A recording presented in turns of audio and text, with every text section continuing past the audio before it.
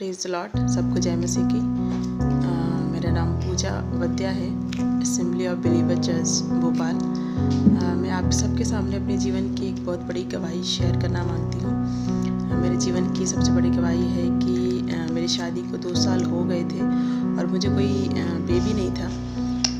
तब डॉक्टरों को दिखाया और डॉक्टर्स ने बोला कि आपकी जो यूट्रस ये है, 2 ट्यूब्स होती है, जिसमें से कि एक ट्यूब हमारी ब्लॉक हो चुकी थी।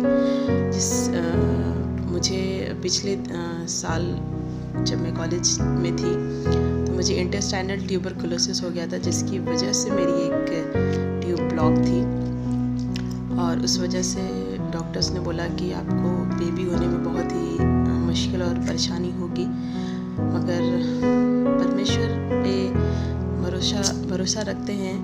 यीशु मसीह पे विश्वास था कि वो मुझे देगा। और जब मैंने बाइबल उठाई, बाइबल से एक वचन को देखा तो उसमें लिखा था फिलिपियों 4:6 में कि किसी भी बात की चिंता मत करो, परंतु हर एक बात में तुम्हारे निवेदन, प्रार्थना और विनती के द्वारा धन्यवाद के साथ परमेश्वर के सम्मुख उपस्थित किए जाए। तो इस वचन को जब मैंने पढ़ा तो मुझे बड़ी शांति मिली और मैंने किसी भी बात की चिंता नहीं की, सिर्फ और सिर्फ उपवास के साथ प्रार्थना की। मैंने ये चीज़ अपने घर अपनी मम्मी को बताई, उन्होंने उपवास के साथ, हम सब मिलकर उपवास के साथ प्रार्थना किए और जिस मंथ हमने उपवास के साथ प्रार्थना की उसी महीने मैंने कंसीव किया और मुझे एक बेबी बॉय हुआ। मुझे एक बेटा है अभी जो 3 साल का है। वो परमेश्वर की महिमा की गवाही है, मेरे जीवन की सबसे बड़ी गवाही है, क्योंकि वो परमेश्वर ने मुझे उसके जो मैंने विश्वास किया यीशु मसीह पे, उस विश्वास के द्वारा मुझे मेरा बेटा मिला। इसके लिए मैं धन्यवाद करती हूँ यीशु मसीह का। सबको जय मसीह की। जय मसीह की। परमेश्वर का धन्यवाद करते हैं इन दिनों में भी, जब इस प्रकार से लॉकडाउन लगा हुआ है तभी खुदा ने हमें सुरक्षित रखा है, अनुग्रह में रखा है। मैं अपने घर से दूर हूँ तभी खुदा ने मुझे अनुग्रह में रखा है। मैं अपने जीवन की टेस्टमनी आपके सामने रखना चाहूँगी। इससे पहले मैं एक वचन शेयर करना चाहूँगी जिससे आप सबको बरकत आशीष मिले, जो हमें मिलता है सब उपदेशक 3:11। उसने सब कुछ ऐसा बनाया है कि अपने अपने समय पर वे सुंदर होते हैं। अगर हमारे जीवन में बहुत सी कठिनाइयाँ आ रही है, जिस प्रकार से लॉकडाउन चल रहा है, बीमारी हो रही है, लोग अपने घरों से दूर हैं, बहुत से लोगों की मौतें हो चुकी हैं, कह रहा है कि अपने अपने समय पर वे सुंदर होती हैं। जिस प्रकार से एक कुम्हार मिट्टी को गूंथता है, गीला करता है, चाक पर रखता है, उसको आकार देता है, सुंदर बनाता है, कलर देता है, उसी प्रकार से हमारा जीवन है कि हमारे जीवन में कितनी भी कठिनाइयाँ, परिस्थितियाँ, बुराइयाँ या कुछ भी बुरा हो रहा है हमारे जीवन में, हम परमेश्वर का धन्यवाद करते चले, क्योंकि वो खुदावन हमें बना रहा है, सुंदर आकार दे रहा है, गूंथ रहा है कि ताकि हम पक्के हो सके। जो आगे हमारे जीवन में होने वाला है, हम उन परिस्थितियों में खड़े होने के लिए पक्के हो सके। नीति वचन में सुलेमान कहने लगा कि बुद्धि की बातें ध्यान से सुने, समझ की बात मन लगाकर सोचे। अगर हम इन बातों को सोचें कि जो हमारे जीवन में होता है वो भलाई को ही उत्पन्न करता है। लिखा है कि जो कल्पनाएं मैं तुम्हारे विषय में करता हूँ वो हानि की नहीं वरन लाभ ही की है, क्योंकि वो परमेश्वर हमारी बुद्धियों से पहले हमारे लिए सोच के रख सकता है कि हमारे जीवन में क्या अच्छा है और क्या बुरा है। हमें लगता है कि हमारे जीवन में अब मार्ग नहीं बचा, नेगेटिव थिंकिंग को लाता है, बट नहीं, परमेश्वर कहता है कि अंत में मैं तुम्हारी इच्छा को पूरी करूंगा, तुम्हारी आशा को पूरी करूंगा। हर बात का टाइम है, हर एक अवसर का टाइम है। रोने का टाइम है तो हंसने का टाइम भी दिया है परमेश्वर ने। जन्म का समय है तो मरण का समय भी है, क्योंकि परमेश्वर अनुग्रहकारी और दयालु परमेश्वर है।